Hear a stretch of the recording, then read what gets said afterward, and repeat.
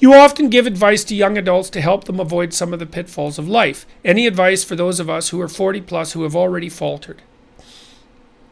Look, first Graham, this is Graham. Everybody who is 40 plus has already faltered, but I'm presuming that you mean faltered in a manner that appears to you to be above the average, right? Well, what I would really recommend is, I think that you should, if you haven't already, you should go do the future authoring program and maybe the past authoring program too, because you should figure out exactly how you faltered. Like, what exactly did you do wrong by your own analysis, right? I'm not saying, well, what social rules did you break? Although that's not a bad initial guideline. It's like, so in the self-authoring suite, there's a past authoring module, and it asks you to break your life into 7 epochs, and then to consider the emotionally significant or practically significant events within each epoch, and to detail out their emotional nature and their consequences and so on. And one of the things you might want to figure out is, well, when you say that you faltered, like, what do you mean exactly? And I mean exactly. Go over your life with a fine-tooth comb. This is what Alexander Solzhenitsyn did, by the way, in the Gulag, before he wrote the Gulag Archipelago. He went over his life and said, okay, well, like, where did I go wrong? What did I squander? What mistakes did I make? And what did I do right? So that you can orient yourself now. And then you want to think, and this is why we built the future authoring program, well, look, you got 40 years left, man.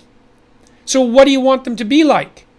So what do you want to aim at? At least, how are you going to minimize the misery if nothing else? And so you need a plan.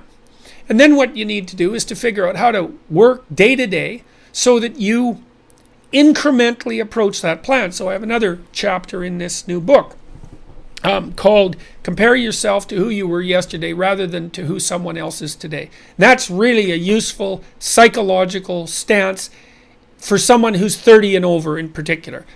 20-year-olds can still kind of compare themselves to other 20-year-olds because all 20-year-olds in some way are the same. But 40-year-olds are really different from each other, and so are 30-year-olds for that matter. So you might think, okay, well, here's a meditative strategy for ceasing to falter.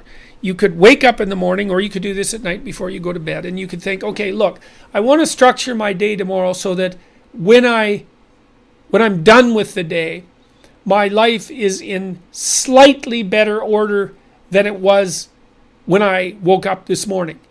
It's just slightly better, because incremental progress is massively, massively effective, because it bears exponential fruit, just like a bank account. Compounds. Incremental progress compounds with time. So you can get up in the morning and you can think, okay, there's some things in my life that I could put in order today. They're usually things you don't want to do, as I mentioned earlier. What could I do today that would help put my life in order that I would do?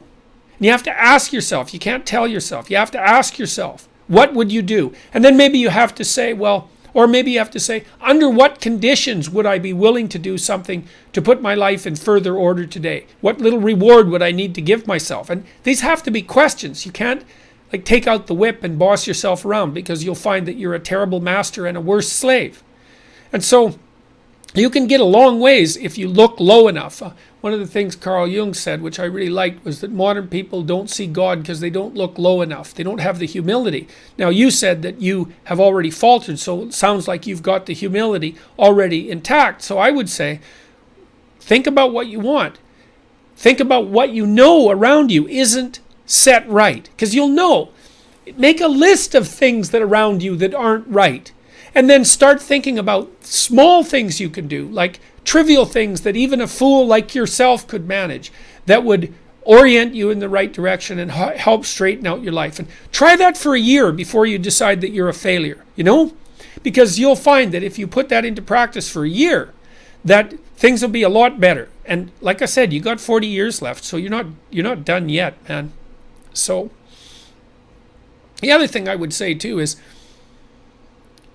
it isn't exactly that I would say forgive yourself, because, that's just a cliche. But I would say that once you've decided what you've done wrong, and you've put into practice some strategies to rectify that you don't have to beat yourself any more than is necessary for you to learn, which is a good rule of thumb with regards to treating yourself and also to treating other people. So